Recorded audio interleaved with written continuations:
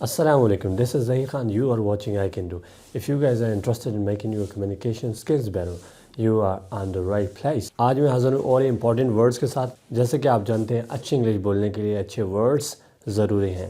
اگر آپ اچھی انگلش بولنا چاہتے ہیں اور اچھے الفاظ کا استعمال کرنا چاہتے ہیں تو this video is for you. تو چلتے ہیں آج کے پہلے ورڈ کی طرف. آج کا ہمارا پہلا ورڈ ہے لیگ بیہائنڈ سم تھنگ اور سم بڈی. اچھا، یہ ایس ٹی ایچ کا مطلب ہوتا ہے سم تھنگ، کوئی چیز، اور ایس بی کا مطلب ہوتا ہے سم بڈی، کوئی شخص. لیگ بیہائنڈ سم تھنگ اور سم بڈی، کسی چیز یا شخص سے پیچھے رہ جانا.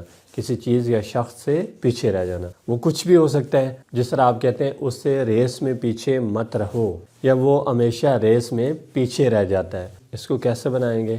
اس ورڈ کی مدد سے بنائیں گے. تو دیکھتے ہیں انگلش میں اس کا کیا مطلب ہے. انگلش میں to move more slowly then someone اور something else so that you are behind them. یہ اس کا انگلش کا مطلب ہے.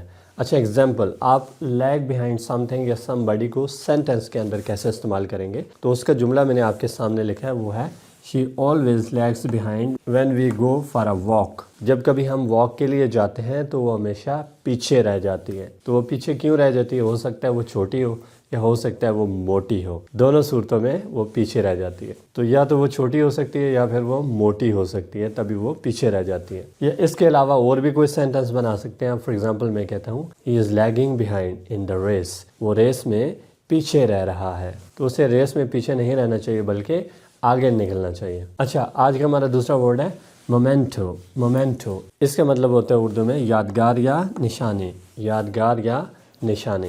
جس طرح آپ کبھی کبھی کہتے ہیں کہ اس نے مجھے نشانی کے طور پر ایک انگوٹھی دی. اس یادگار یا نشانی کو کیسے بنائیں گے؟ انگلش میں اس کے لیے کیا ورڈ استعمال ہوتا ہے؟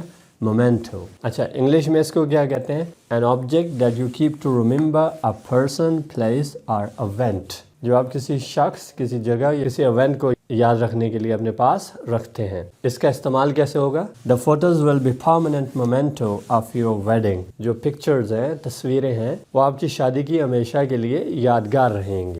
ہمارا نیکسٹ ورڈ ہے فوڈی. فوڈی اس کا مطلب ہوتا ہے کھانے کا شوقین. کھانے کا شوقین. تو ہو سکتا ہے آپ بھی کھانے کے شوقین ہو. جو بھی کھانے کا شوقین ہوگا اسے کیا کہنا ہے؟ فوڈی. Are you foodie? اگر آپ کھانے کے شوقین ہیں مجھے کامنٹس میں ضرور بتائیے گا. انگلش میں اس کا مطلب ہوتا ہے a person who loves food and is very interested in different types of food. میں نے آپ کے سامنے جملہ بھی بنایا ہے.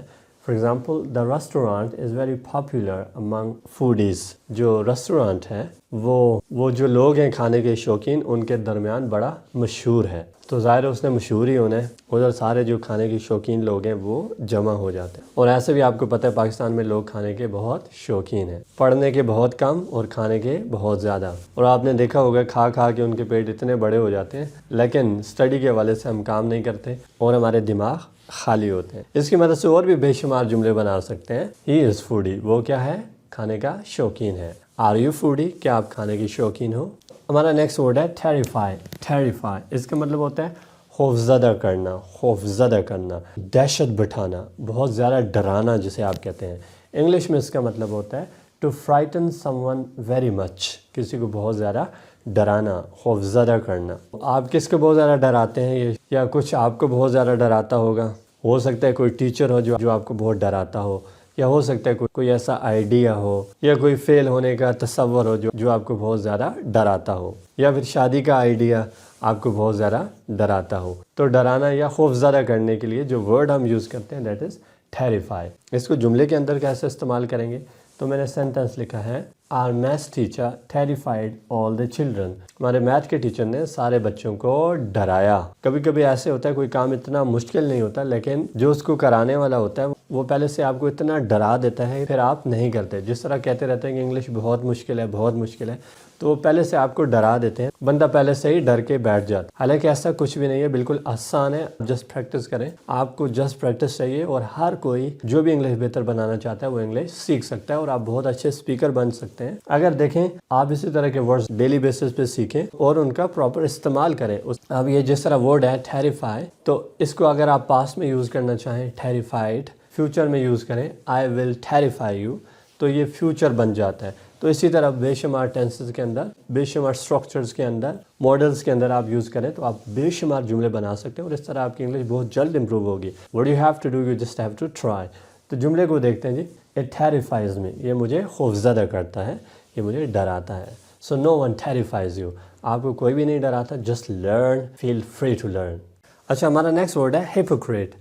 ہپوکریٹ, اس کا مطلب ہوتا ہے منافق. منافق کیا ہوتا ہے؟ جو اندر سے اور باہر سے اور کہتا ہے کچھ اور ہے, کرتا کچھ اور ہے, اور اسی لیے کہتے ہیں کہ منافق جہنم کے سب سے نچلے گڑھے میں ہوگا. انگلش میں a person who acts in contradiction to his or her stated belief or feelings. یہ اس کا انگلش میں مطلب ہوتا ہے, اور اردو میں اس کا مطلب ہوتا ہے منافق. بہت اچھی طرح سے آپ جانتے ہیں, آپ کا اس طرح کے لوگوں سے بہت واسطہ پڑتا ہوگا. اچھا, سینٹینس کے اندر میں نے اس کو استعمال کیا ہے, he is a hypocrite. he is a hypocrite. وہ کیا ہے؟ منافق ہے. یا ایک اور جملہ, he was a liar and hypocrite. وہ جھوٹا بھی تھا اور منافق بھی تھا. تو پھر اس میں تھا کیا؟ ہمارا نیکسٹ ورڈ ہے hypocrisy. hypocrisy اس کا مطلب ہوتا ہے منافقت. ہم کہتے ہیں نا منافقت نہیں کرو بھائی, منافقت کو کیا کہیں گے؟ hypocrisy. اور اس کو سینٹینس کے اندر کیسے استعمال کریں گے؟ میں نے جملہ بنایا, اسٹاپ آل دس hypocrisy. یہ ساری منافقت بند کرو. یا ایک اور sentence, I am amazed at his hypocrisy of the man. میں اس آدمی کی منافقت پہ حیران ہوں. تو آپ اس کی مدد سے اور بھی بے شمار سینٹینس بنا سکتے ہیں. چلتے ہیں نیکسٹ ورڈ کی طرف.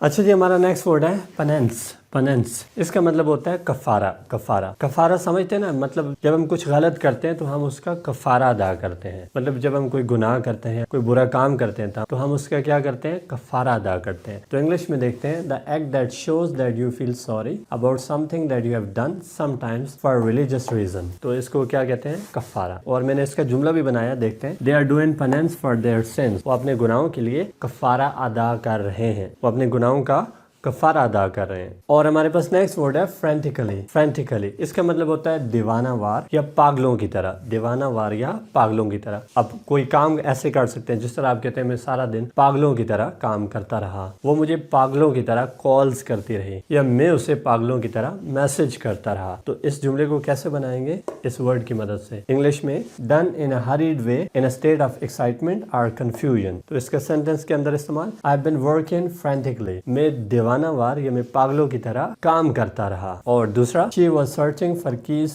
frantically. وہ دیوانہ وار یا پاگلوں کی طرح کیز ڈھونڈ رہی تھی. کیوں ڈھونڈ رہی تھی؟ ظاہر ہے اس نے کہیں جانا ہوگا, تو کیز ملیں گی تو وہ جائے گی, نہیں ملیں گی تو نہیں جائے گی.